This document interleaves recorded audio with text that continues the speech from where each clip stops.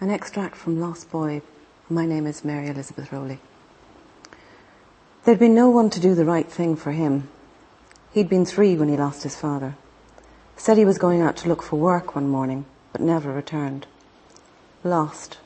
Gone. Missing. How could you lose someone? It almost implied you'd dropped them out of your pocket or left them behind you on the bus, he mused, not for the first time. Such innocuous words, but viciously powerful to someone so small. The tick was visibly thrumming now, and he absent-mindedly rubbed his face. All the words the adults had used to describe the fact that a man, the father of a child, his dad, walked out one day and disappeared from their lives, as if he'd never existed. He never came home. And after he left, there was no home. How could there be without him? Tantalizing images still tortured him. Someone tall and thin who brought Smarties, and a game where a child had to guess which pocket held the sweets. A true memory, wishful thinking, or something he'd seen on TV. Maybe even something he'd read in a book. He had to rely on Mummy to tell him what his father had really been like, and she hadn't let him down.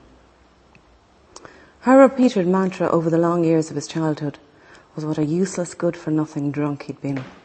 A father who'd never be coming back. It hadn't stopped the child hoping, though.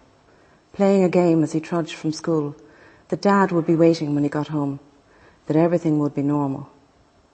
Never happened. And instead, Mummy's vitriol becoming his reality. At least he knew the images of Mummy were real. Dropping him at the school playground each morning, blue headscarf over her mane of red hair. Auburn, actually, Matthew. The gingham blouse and navy skirt she wore for her morning waitressing job. The metallic smell of lead pencil pairings in office buildings. Playing with toy cars as she hoovered. And her stockings hanging on the wooden dryer.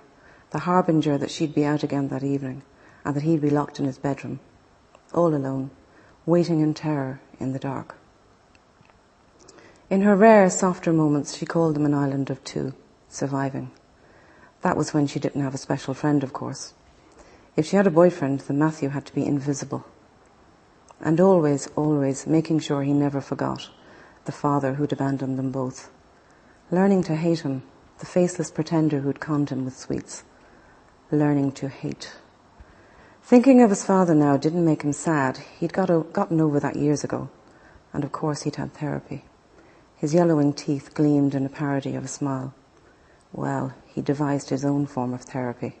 He was an adult now. Pushing the glasses back onto his nose, he folded a hanky and replaced it carefully in his pocket, darting glances at his co-workers.